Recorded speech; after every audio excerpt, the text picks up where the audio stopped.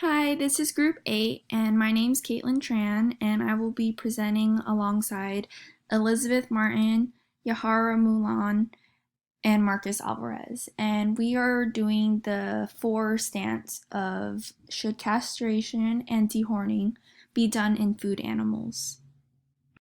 Basics of castration. Castration is the removal or inactivation of the testicles of a male animal. The castration of calves is economically important management practice of cow-calf producers. Feeder cattle buyers prefer the quieter dispositions of steers with the ease in which steers are handled in the feedlot.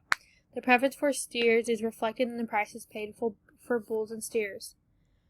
Steers are more desirable as they are less aggressive and have better meat quality than bulls. Horns. Horns are basically special adaptations of integument. So this is basically just skin. Dehorning is the removal of the horns after they have formed from the horn bud. The horn bud is the little knob where the horn is going to grow. Dehorning of cattle in the United States is not currently regulated. This is important to understand as we go on to talk about the for and against, because it's hard to be against something that we aren't even currently regulating. So maybe if there are regulations, it would change and people wouldn't be so against dehorning. The Canadian Veterinary Medical Association recommends that this wouldn't be performed within the first week of life, and in the UK this budding with a hot iron is referred to dehorning. It is advised that they should be performed before the cattle reach the age of 2 months. So there are recommendations in terms of what we should be doing in order to make it as safe as possible, but it is important to understand that there aren't regulations in the United States, and so the question is whether or not we should regulate and if it should be allowed at all. Okay, so my name is Marcus, and I'm going to be going over the ethics involved between dehorning and castration. So first off, I'm going to go over sedation. Sedation is the reduction of irritability or agitation by administration of sedative drugs. So to do this, they inject calcium chloride under the horn, so it kills off all of the cells in the area. Then they proceed to remove the horn by causing slight to no pain at all. So after sedation is done, then they proceed to cauterize the wound, or the area where the horns were. They do this to prevent horn growth once the cattle are already dehorned. Cattle owners do this by either heat or chemical cauterization, and there's even another method called scooping. So those are different methods of cauterization. And then there's a certain procedure that you have to follow. Many people have different experiences and preferences. People who own cattle also use anesthesia, but this depends on the person performing the procedure. Since anesthesia is achieved between 3 to 20 minutes, it takes a trained staff for this method to work effectively. So this method is successful around 90% of the time with a trained staff. Another form of medication that can help with the pain of hot iron dehorning is analgesia. Analgesics are actually the most commonly used medications in breastfeeding mothers. So this goes to show that this form of medication is safe and not harmful. Lastly, I have the availability and use of pharmaceuticals. These cattle owners actually have the availability to use pharmaceuticals. So what this does is help to treat the affected area after the procedure. It helps by preventing disease and modifying organic functions. So now going over castration, there are 3 different methods in which this procedure is performed. These methods are defined as physical, chemical, and hormonal. With physical castration, they either use a surgical or non-surgical method. Perform the non-surgical method by using an elastrator band, also known as a Bredizzo clamp. This is the most common method of castration, and some of the advantages that it includes is less blood loss, less risk of infection, and a relative ease of performance. An advantage of the surgical method, though, includes less pain and stress of the animal, only when done properly. The next form of castration that I'll be going over is chemical. Cattle owners inject an 80% lactic acid solution into the testicles, which causes loss of function. Lactic acid is naturally produced, so it's not harmful to the calves. Last form of castration that I'll be going over is the hormonal method. What this involves is an injection of immune contraceptives into the calves. this has been proven to show an increase in live weight and average daily gain. But the reason this method isn't the most popular is because it requires the cattle owners to have to do repeat injections, like I think every 6 weeks or something like that. So these are the different ethics that are involved when working on these animals. Most people care for their animals and want them to be healthy. Cultural and sociological importance. As we know, all things have their bad side and their good side. In this case, we are going to focus on the good that there is sociological and culturally in castration and dehorning. All the animals that are castrated and dehorning had a purpose. The livestock producers are agree with the castration and dehorning.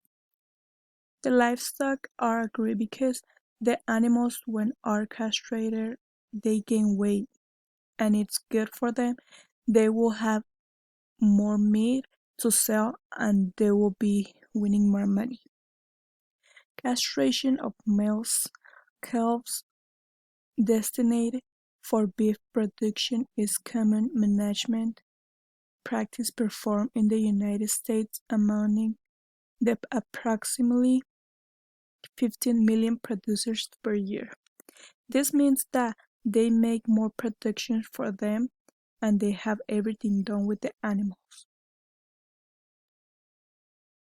Societal concerns about the moral and ethical treatment of animals is increasing. Therefore, production agriculture is faced with challenging of formulating animal welfare policies relating to routine management practices such as castration. They have all the animals under rule to castration every animal that they got. Livestock managers have responded to this by changing their castration and dehorning methods to better fit the ever-changing views regarding the safety of animals, especially those that people consume. The animals that are for food have a different method with them. So this means that the animals that are not for food has another way to castration than the animals that we ate.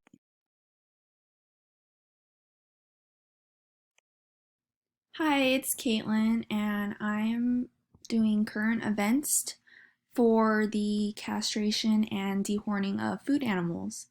So, BBC News released an article in October of 2019 discussing news about genome editing bulls to actually be born without horns.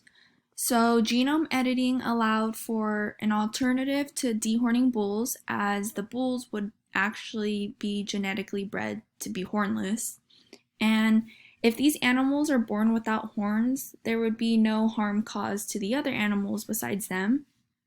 If the bulls are also born without horns, then the process of dehorning them would be cut out completely.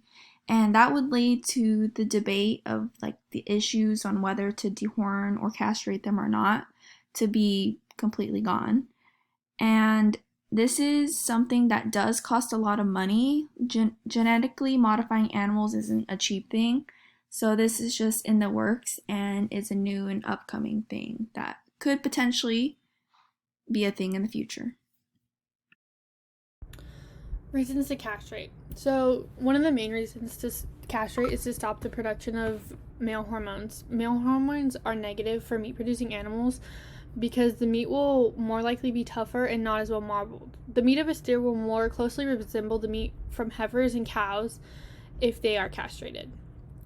Consumers crave uniformity in meat, and so having a consistent product is one of the objectives of the beef industry. So to prevent unplanned mating. If a bull has undesired qualities, castrating is important because then they're not mating with beef cows that potentially could put off better young if mated with a better bull. Decreasing aggression to enhance on-farm safety for handlers and animals. This is also very important because by looking out for their animals, this is basically a safety precaution, and they're doing it to not only protect themselves but also protect the other animals, as bulls can be highly dangerous and more aggressive due to their testosterone levels. So obtaining price premiums and or avoid price discounts from feedlots and meat packers. So because the quality of meat in bulls isn't as highly rated as those in steers or cows, they need to castrate because, again, the testosterone makes the meat not marbled and not taste as good as it would if it was from a steer or a cow. To produce meat with consistent quality and acceptable consumers. Again, this relates to the higher grade and better marbling that I had mentioned before. Decreased cost of managing bulls. So because bulls are so large, they easily get out, cause problems, and break things. And so this is a huge problem for producers, as they need to try to decrease their costs as much as possible in today's economy. For dehorning. Dehorning, again, has a lot to do with safety as well. So to reduce the risk of injury or bruising to herd mates, they dehorn.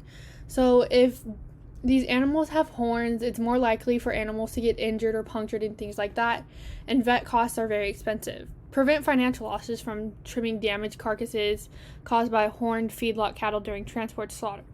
Again, this relates to cost. Most of these reasons do relate to cost because, again, in today's market, cost effectiveness is most important. Require less space at the feed bunk and in transit.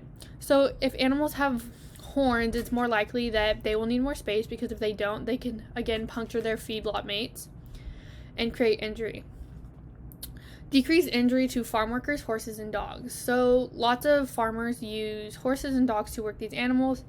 And if cows have horns and things like that, it's easier for them to puncture or injure a horse, causing you to lose a companion first off, and then also it causes you to lose basically an extra worker, because your horses and dogs are just as important as your farm workers. So decrease risk of death, illness, and setback by dehorning young calves versus older calves.